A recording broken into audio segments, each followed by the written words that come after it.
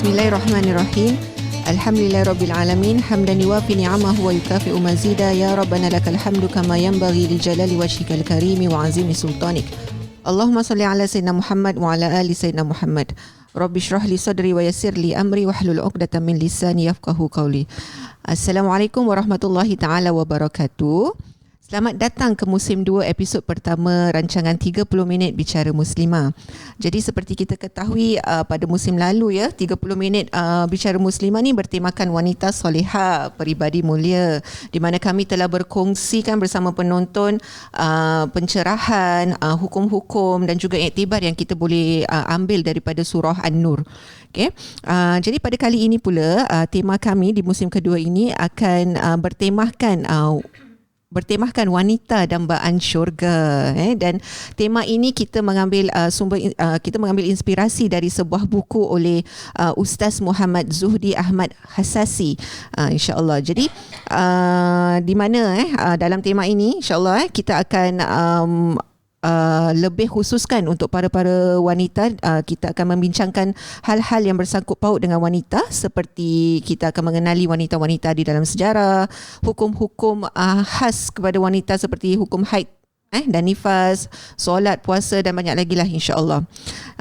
Tak lain tak bukan, bersama saya adalah sahabat saya Ustazah Latifah dan juga Ustazah Syikin. Ya Ustazah, musim baru, tahun baru, resolusi baru ya Ustazah. InsyaAllah. Apa khabar? Alhamdulillah. Ustazah sihat? Alhamdulillah. Sihat ya Ustazah Latifah? Sihat, hujan sekarang. Ya, memang musim hujan ya, daripada tahun baru, daripada sebelum tahun baru. Semoga mendatangkan rahmat daripada Allah Subhanahu Wa Taala, insya-Allah. Okey.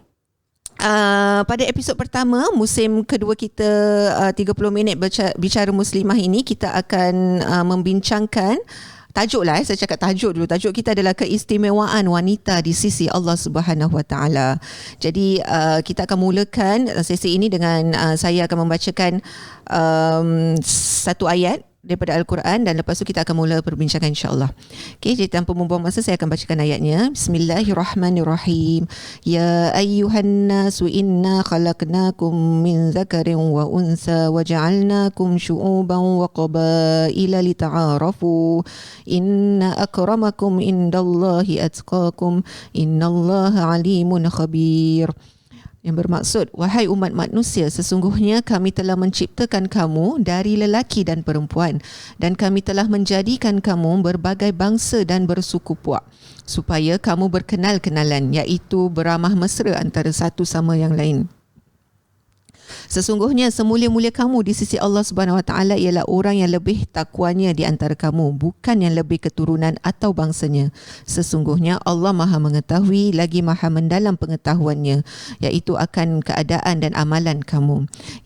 Sadaqallahul azim. Ini adalah dari surah Hujurat ayat yang ke-13. Jadi berdasarkan ayat ini kita akan membincangkanlah topik kita hari ini, istimewanya wanita di sisi Allah Subhanahu Wa Taala. InsyaAllah saya akan terus kepada persoalan yang pertama yang akan diterangkan oleh Ustazah Syikin, insyaAllah. Jadi Ustazah, soalannya tajuk gini, berbentuk begini Ustazah.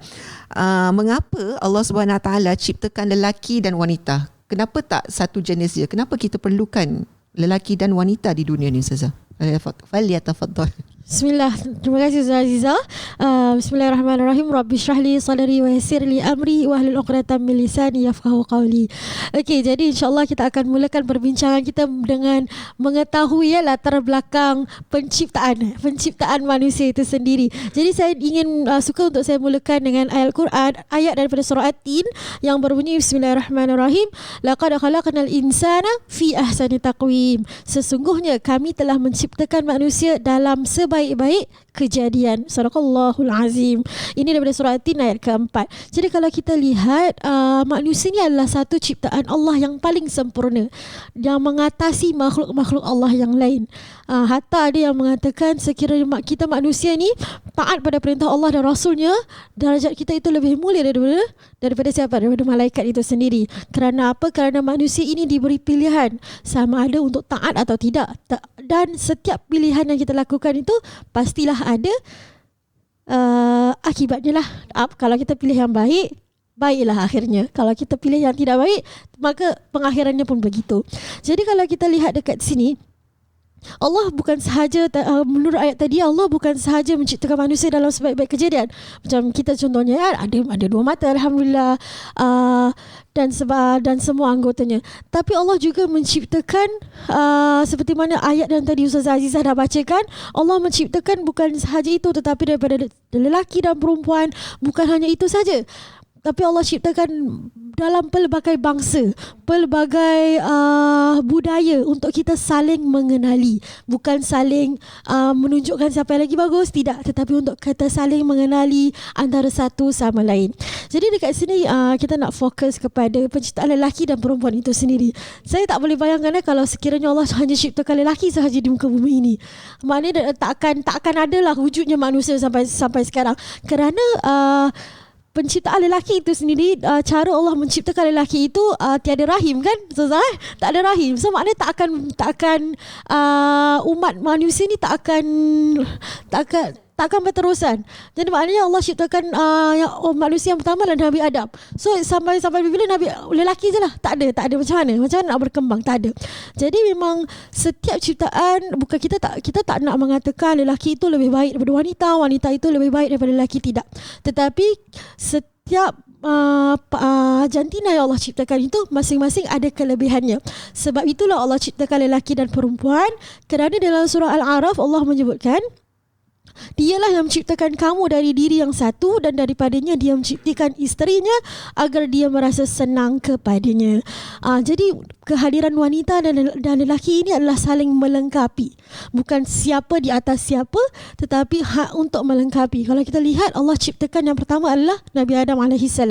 Jadi Allah ciptakan Nabi Adam, tapi kenapa Allah tak ciptakan seterusnya terus Nabi Idris ataupun seterusnya mana-mana lelaki? Tapi keduanya Allah menciptakan, yang kita tahu isterinya, yang ini Hawa, diciptakan bukan daripada macam kita sekarang diciptakan daripada rahim, tetapi Allah ciptakan Hawa daripada ada pendapat mengatakan daripada tulang rusuk Nabi Adam itu sendiri. Jadi dekat situ menunjukkan bahawasanya memang wanita ini saling melengkapi lah untuk menjadi peneman kepada si suami. Kalau suami lah kalau boyfriend girlfriend tak ada, tak boleh. Okay, astagfirullahalazim. Jadi saya tak suka bacakan hadis ini daripada sabda baginda SAW. Berpesanlah kamu dengan wanita, sesungguhnya wanita itu diciptakan daripada tulang rusuk yang paling bengkok dan paling atas. Sekiranya kamu mahu meluruskannya, maka ia akan patah. Jika kamu membiarkannya, ia akan tetap dalam keadaan bengkok. Oleh itu, hendaklah kamu menasihati wanita dengan sebaik-baiknya. Hadis ini adalah riwayat Bukhari, Imam Bukhari dan Muslim. Jadi saya amat tertarik dengan hadis ini. Kerana apa? Kerana macam kalau kita lihat zaman sekarang, kadang-kadang wanita nak melebihi lelaki. Padahal wanita telah diciptakan secara uniknya dengan kelebihan-kelebihannya sendiri, dan kita sepatutnya sebagai wanita kita perlu bangga dengan kejadian kita sendiri, dan kita perlu mengikut fitrah yang telah disediakan oleh Allah Subhanahu Wa Taala. Tidak perlu untuk kita berlari mengejar untuk orang kata macam apa yang lelaki boleh buat semua kita boleh buat. Tidak perlu begitu. Kerana apa? Wanita itu sendiri ada kekuatannya yang mana lelaki tidak boleh mengatasinya. Contohnya seperti apa? Melahirkan anak. Ada juga perkara yang lelaki boleh lakukan tetapi wanita tidak boleh lakukan. Setiap kejadian ada kelebihannya sendiri. Wallahu a'lam bisawab. InsyaAllah, terima kasih Ustazah Shikin atas perkongsiannya yang boleh buat kita mengenal ataupun mengimbas kembali tentang sejarah dikurniakan manusia pertama, iaitu Nabi Adam AS dan juga Siti Hawa. Okey, soalan saya seterusnya adalah kepada Ustazah Latifah jadi dari pencerahan Ustazah Shikin tadi kan, selain daripada sebagai seorang peneman wanita ni apakah keistimewaan kejadian wanita ni Ustazah? InsyaAllah. Bismillahirrahmanirrahim. Rabbi syrah li sadri wa yassir li amri wahlul 'uqdatam min lisani yafqahu qawli. Saya tertarik dengan Ustazah kata yang kita ni peneman. Memang kita kita ni sebagai perempuan adalah sebagai peneman. At the same time, bila kejadian wanita ni dia adalah kalau kita tengok pada zaman Rasulullah sebelum zaman Rasulullah sallallahu alaihi wasallam, wanita ni ditindas, iaitu pada zaman jahiliah wanita ni selalu ditindas, maknanya dia tak ada nilai langsung. tu selepas kedatangan Islam tu dan syariat tu dibawa oleh Nabi SAW, dia mengangkat balik tau darjat wanita tu kepada satu kedudukan yang tinggi. Okey, kalau kita imbas balik tadi zaman jahiliah, wanita tak ada nilai, wanita dijadikan sebagai hamba, wanita terus kalau ikut konteks orang tak dapat mewarisi harta warisan. Kalau bagi contoh kat sini lah, kalau suami dia meninggal, si isteri tu boleh diwariskan kepada orang lain sama seperti macam hartanya. Maksud dia kat sini, bila suami tu dah meninggal, wanita tu tak perlu ada proses iddah atau tak ada proses berkabung, dah boleh wariskan kepada orang lain. Ni zaman jahiliah. Lepas tu ada juga contoh yang wanita ni dijadikan hamba. Wanita ni kadang-kadang bila dapat tahu ada yang dilahirkan tu anak perempuan tu akan ditanam dan sebagainya. So masa zaman jahiliah ni terlampau, dah namanya zaman jahiliah, dia terlampau dahsyat dan dia menjatuhkan perempuan tu ke level yang paling bawah sekali. Jadi kita bila dengar anak perempuan, diorang ketakutan tau, yang dilahirkan ni kenapa anak perempuan, kalau boleh nak cepat-cepat sembunyikan ataupun nak nak larikan diri dan sebagainya. Tapi selepas kita datang selepas Islam datang, semuanya dah berubah. Wanita tu diangkat martabatnya mulia di sisi Allah Subhanahu Wa Taala, hingga kan dalam Al-Quran pun ada surah yang disebutkan sebagai surah An-Nisa yang bermaksud wanita. Jadi kat sini dengan jelasnya bahawa peranan dan kedudukan wanita dah lebih diterima dan Islam dah mengiktirafkan hak-hak asasi wanita tu dalam kekeluargaan, dalam aspek kemasyarakatan dan juga politik. So banyak tau, dia bukan kalau dulu mereka dianggap sebagai seorang hamba, tapi now bila Islam dah datang, dah dapat all this pengiktirafan. Macam kita kan nak ada acknowledgement dan sebagainya.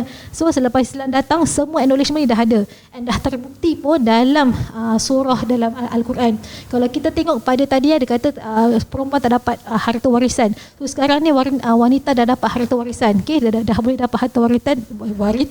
Kenapa hari ni saya dah dapat harta warisan tu? Seperti mana dalam surah Nisa ayat yang ke-11, Bismillahirrahmanirrahim, yusikumullahu fi auladikum lidzakari mislu hadil unsain. Maksudnya di sinilah Allah mensyariatkan bagi kalian tentang pembahagian pusaka anak-anak kalian, iaitu bahagian seorang anak lelaki sama dengan bahagian dua orang anak perempuan. Dah diletakkan dalam situ. Maknanya konteks-konteks sini bila martabat wanita tu dah di lift up. Okay, maknanya at the same time semua hak-hak wanita tu dah diberikan kepada semua wanita. So kat sini kita nak nampakkan yang macam kedatangan Islam tu adalah satu so-called mukjizat dengan pembuka macam jalan supaya yang wanita ni dah tak ditindas lagi. Dan pada yang sama juga wanita ni juga dijadikan sebagai penggerak untuk membangunkan ummah. Okay, macam tadi kan pelapis, nak jadi ada pelapis kan. Jadi perempuan ni dia sebagai macam tulang belakang dalam institusi keluargaan. Okay, kalau sebagai isteri yang tadilah kita pendamping suami dan sebagainya, maknanya kita membantu dalam segi pengurusan kekeluargaan. Kalau kita sebagai ibu, kalau kita tengok ibu ni sampaikan Rasulullah meletakkan posisi ibu tu tinggi, okay, dari ayah. Okay, kalau kita tengok pada hadis Rasulullah SAW, dalam hadisnya bersabda, ja'a rajulun ila Rasul sallallahu alaihi wasallam faqala ya Rasulullah man ahaqqu bi husni sahabati qala ummuk qala thumma man qala ummuk qala thumma man qala ummuk qala thumma man qala thumma abuka. Maksud dia kat sini, seorang lelaki pernah datang kepada Rasulullah sallallahu alaihi wasallam lalu berkata, siapa dari kerabatku yang paling berhak aku berbuat baik? Beliau sallallahu alaihi wasallam mengatakan ibumu. Dia berkata lagi, kemudian siapa lagi? Beliau sallallahu alaihi wasallam mengatakan ibumu. Dan berkata lagi, kemudian siapa lagi? Again dia mengatakan ibumu. Dan dia berkata lagi, kemudian siapa lagi? Last kali baru dia kata ayahmu. Maknanya disebutkan kat sini 3 kali yang ibu tu diletakkan darjat yang paling tinggi sekali. Pada yang sama, seandainya kita tidak macam tak ada keperluan, kalau kita tak dapat menjadi ibu kan, kita pun ada tanggungjawab untuk kita mendapatkan martabat yang tinggi juga di sisi Islam, manakala kita sebagai seorang anak. So bila kita sebagai anak, kita akan berbakti kepada ibu bapa. Itu adalah salah satu macam so-called award pada kita juga. Kalau kita berbakti pada ibu dan bapa, kita akan dapat keberkahan di dunia dan juga di akhirat. Seperti firman Allah Subhanahu Wa Taala yang bermaksud, dan kami perintahkan kepada manusia berbuat baik kepada ibu bapa, kerana ibu telah mengandungkan dalam ibunya telah mengandungkannya dalam keadaan lemah yang bertambah-tambah dan menyapikannya dalam 2 tahun. maksudnya menyusulkan bertahun, bersyukurlah kepadaku dan kepada dua orang ibu bapakmu, hanya kepada kulah kembali kepadanya. Maknanya kat sini kalau kita berbuat baik kepada ibu bapa kita, kita akan dapat keberkahan di dunia dan di akhirat. So maksud kat sini keistimewaan kejadian perempuan ni dalam sebuah aspek sebagai individu, sebagai ibu bapa, sebagai ibu, sebagai isteri, kita ni akan semuanya macam perempuan first tau, consider. Semua dia akan macam menjaga hati perempuan ni semua. So kita jangan cakap perempuan ni sekadar pendamping saja, padahal kita melengkapi dalam semua aspek, even dalam kita punya pengajaran dan juga kemasyarakatan dan politik sebagainya. Itulah keistimewaannya wanita lah. Okay, Masya Allah, terima kasih Ustazah. Amat jelas ya pencerahan ataupun perkongsian daripada Ustazah Latifah. Jadi macam tadi pun Ustazah Latifah pun ada sebutkan juga and seperti mana juga kita ketahui kita kan tajuk kita kan istimewanya wanita di sisi Allah Subhanahu Wa Taala. Kan seperti kita ketahui seorang wanita yang nak dinampak baik oleh Allah Subhanahu Wa Taala adalah wanita yang salihah lah. Jadi macam nak jadi wanita salihah ni it seems senang. Pasal apa? Kita kena taat Allah dan Rasul, taat ibu bapa dan juga taat suami. Kan itu dia macam bunyinya seperti satu benda yang senang ataupun macam macam very okay lah, that's it. Tapi saya selalu menerima atau saya sendiri akan mengakibatkan diri saya dalam persoalan, adakah amalan wanita ni terbatas dengan mentaati orang sekelilingnya sahaja? Adakah itu sahaja batasan untuk kita, itu aja yang kita kena turuti untuk kita menjadi seorang wanita istimewa di sisi Allah Subhanahu Wa Taala. Jadi kalau kita tengok kalau kita tengok kalau lelaki taat Allah, Rasul dan ibu bapa, wanita kena taat suami. Kenapa suami tak kena wanita kena taat suami? Suami tak kena pula taat wanita kan? Macam ada gap kat situ tau. Jadi dia punya persoalannya okey, kalau seseorang itu yang tak berkahwin, adakah kriteria dia baginya untuk menjadi wanita solehah itu berkurangan, ataupun kepada yang tidak ada ibu dan bapa, adakah kriteria untuk menjadi seorang wanita itu berkurangan kerana mereka tidak ada kemampuan untuk taat kepada yang tiada ini? Jadi kalau kita tengok, untuk kita menjadi seorang wanita yang taat kepada suami, kita kena taat kepada ibu bapa. Jadi untuk seorang anak mentaati ibu bapa tu sendiri kena jadi ibu bapa yang soleh ataupun solehah, di mana dia dapat mendidik dan memberi asuhan yang baik kepada anak-anaknya dengan tujuan untuk mendapatkan keridaan Allah Subhanahu Wa Taala. Jadi kat situlah kalau ada pendidikan yang baik daripada ibu bapa, jadi anak dia pun akan ada ilmu ataupun mengambil tahu tentang kalau kita nak berkahwin tu mestilah kita nak cari seorang lelaki yang soleh, yang dapat meneruskan apa yang ibu bapa kita dah mendidik kita.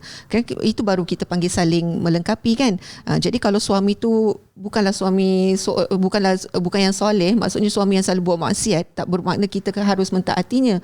Betul tak? Jadi macam itu adalah untuk kita menjadi mendapatkan suami yang soleh, kita kena dididik oleh ibu bapa yang soleh. Untuk kita menjadi ibu bapa yang soleh, kita harus ada ilmu pengetahuan untuk macam mana untuk kita mentaat Allah dan juga Rasulnya. So dia berbalik tau, dia macam bukan stages lah, dia macam bersangkut paut all these three. Jadi seandainya kalau kita direzekikan dengan jodoh dengan seorang suami yang baik, maka kita taatilah dia kan.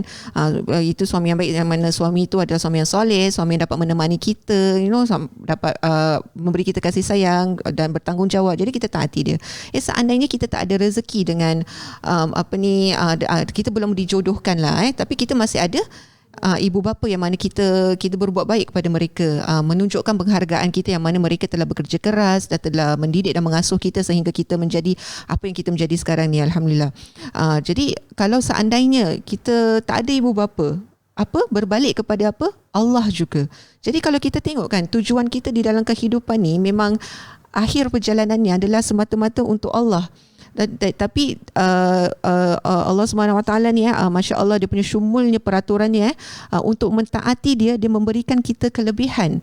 Jadi seandainya memberikan kita rezeki, kalau kita ada rezeki dengan ibu bapa, kita boleh menambahkan rezeki itu dengan mentaati mereka. Kalau kita ada rezeki dengan ada suami, kita boleh menambahkan pahala kita dengan dengan beramal baiklah dengan suami kita semuanya. Jadi akhirnya perjalanan kita tu tetap kepada Allah Subhanahu Wa Taala. Jadi dia bukanlah bermakna wanita ni dia punya posisi wanita ni untuk menjadi wanita solehah ni terbatas dengan orang yang sekelilingnya saja. Tidak, baik lelaki baik wanita, dia punya tujuan khas tu akhirnya berbalik kepada Allah Subhanahu Wa Taala. Okay, jadi seperti saya pun nak kongsikan dekat surah dari satu ayat daripada surah An-Nisa juga, ayat 124, yang mana Allah Subhanahu Wa Taala menceritakan bersabda, Rasulullah SAW berfirman, sesiapa yang mengerjakan amal soleh, baik lelaki maupun perempuan, dalam keadaan beriman, maka mereka akan masuk ke dalam syurga dan mereka tidak dianiaya walau sedikit pun. Jadi kita punya visi itu adalah tidak lain dan tidak bukan adalah beriman kepada Allah Subhanahu Wa Taala dan mengikut ajaran Rasulullah SAW. Itulah dia perkongsian daripada saya sedikit dari summary daripada ustazah-ustazah ni semua. Baiklah, kita akan teruskan soalan kita. Kita akan teruskan soalan kita kepada Ustazah Syikin kembali, ya Ustazah. Kita daripada tadi kita dah kita boleh nampak lah kekuatan wanita ni sebenarnya di mana. Jadi kalau kita tengok other than betul tak soalan saya? Okay, sorry. Betul lah. Kita dah berbual tentang kekuatan wanita lah, dapat cover juga tadi kan. Jadi sekarang boleh tak Ustazah terangkan kepada kita, wanita ni ada kelemahan tak? Takkan semua kita tentang tentang kekuatan je kan. Kelemahan wanita ni apa pula? Dan bagaimana cara terbaik untuk kita bantu atasi kelemahan kita ni? Silakan Ustazah. InsyaAllah. Jadi saya tertarik dengan perkongsian daripada Ustazah Latifah dan Ustazah Azizah, betapa sebenarnya wanita ini walaupun asal usul kejadiannya adalah sebagai peneman, sebagai pendamping seperti yang telah dibincangkan, tetapi akhirnya ia berbalik kepada individu itu sendiri. Jadi janganlah bersedih wahai para wanita di luar sana yang tidak mempunyai, yang belum berjodoh, yang mungkin sudah tiada ibu bapa ataupun memang tidak pernah berkesempatan untuk bertemu dengan ibu bapa. Kerana apa? Kerana perjalanan hidup kita ini semuanya berbeza dan setiap daripada kita mempunyai ujian dan ujian masing-masing lah untuk kita tempuhi, untuk kita menjadikan diri kita seorang yang bertakwa dan beriman kepada Allah Subhanahu Wa Taala. Jadi berbalik kepada diri wanita itu sendiri. Jadi kita dah tahu kekuatan wanita itu di mana dan sebagainya mana kan. Jadi saya suka untuk kongsikan seperti mana yang popular lah. Kita semua tahu bahawasanya lelaki itu mempunyai 1 nafsu dan 9 akal. Manakala wanita itu pula mempunyai 1 akal dan 9 nafsu. Bukanlah bermakna wanita itu tidak pandai dan bukan, tetapi ia lebih kepada nafsu. Ini bermaksud apa? Wanita ini lebih mudah terpengaruh dengan nafsu-nafsu yang ada di dunia ini. Jadi saya nak kongsikan daripada surah Al-An'am di mana Allah berfirman, dan tidaklah kehidupan di dunia ini melainkan permainan dan kelalaian, dan sesungguhnya akhirat itu lebih baik bagi orang yang bertakwa. Oleh kerana itu tidakkah kamu berfikir? Jadi maksudnya apa kat sini?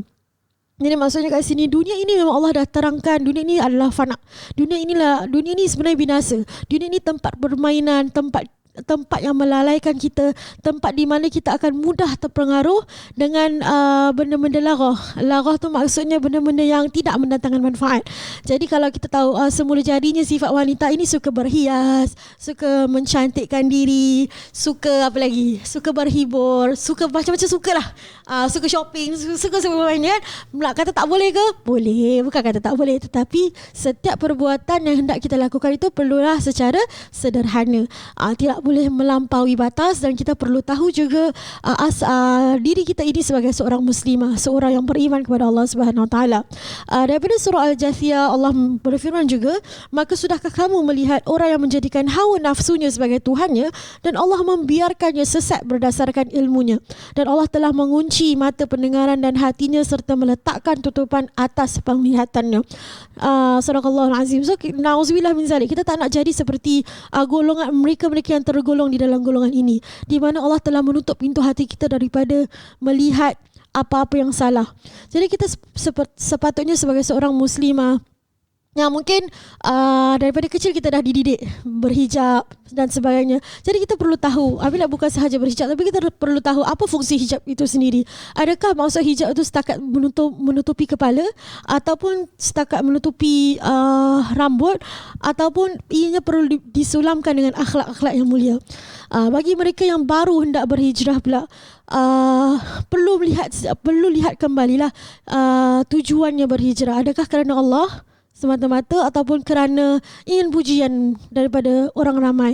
Jadi kita perlu kembali kepada niat kita bahawasanya tiada apa yang boleh memberikan kebahagiaan melainkan Allah Subhanahu Wa Taala, kerana kehidupan di dunia ini adalah sementara sahaja seperti mana yang kita maklum, dan kehidupan yang selama-lamanya adalah di akhirat kelak.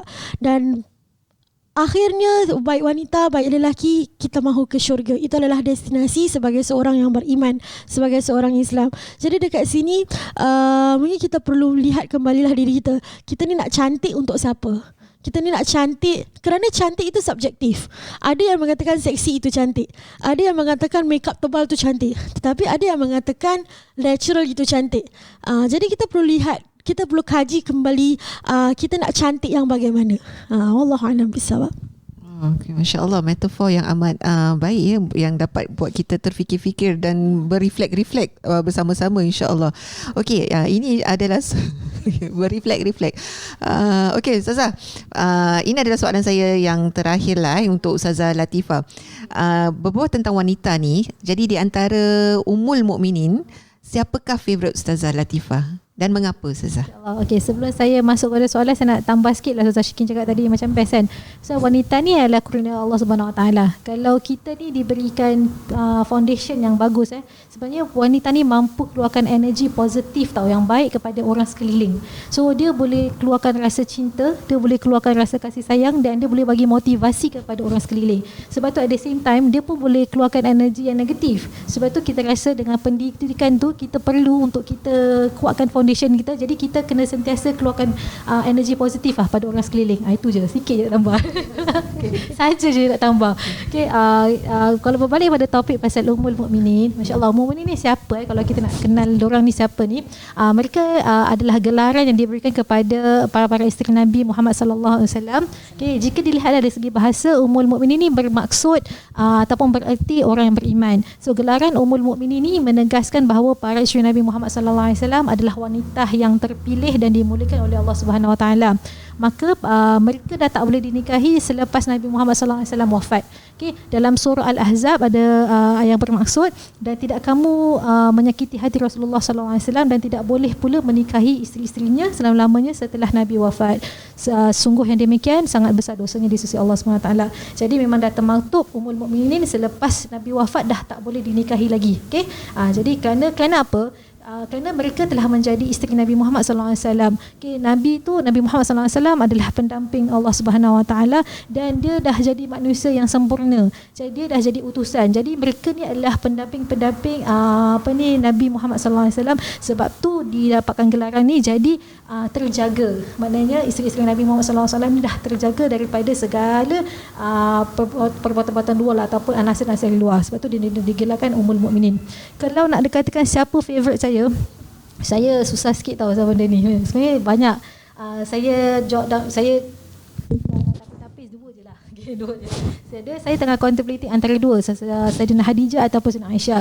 Tapi last malam saya kata Aisyah, tapi hari ni saya fikir Sayyidatina Siti Khadijah pula. Kenapa saya pilih dia? Kerana pada saya Sayyidina Khadijah ni seorang yang businesswoman yang yang sukses. Kalau kita nak samakan dengan sekarang ialah home base ni orang ni yang buat kat rumah ni, ibu-ibu ni yang buat kat rumah ni dah macam sama level dengan Siti Khadijah pada saya. Kerana dia adalah businesswoman yang sukses. Lepas tu at the same time pula dia adalah ibu seorang yang macam amanah. Okay, dia macam firm. Okay, apa dalam bahasa Melayu firm tegas, cerdas. Apa benda cerdas tu? Dia tegas, tapi at the same time dia adalah orang yang lembut. Okay, lembut dengan sesiapa, dengan anak-anak dan juga orang sekeliling, dan juga dengan Rasulullah SAW. Dan kenapa saya pilih dia pula? Kerana dia dah bersama dengan Rasulullah SAW sebelum masa tu kan Rasulullah perlu sebarkan Islam kan. Jadi dia dah ada dengan Rasulullah tu dalam keadaan Rasulullah tengah macam dalam keadaan Islam baru nak disebarkan. Masa tu Jibril pun datang pada Rasulullah SAW, and dia ada pada face yang Rasulullah tengah struggle tau.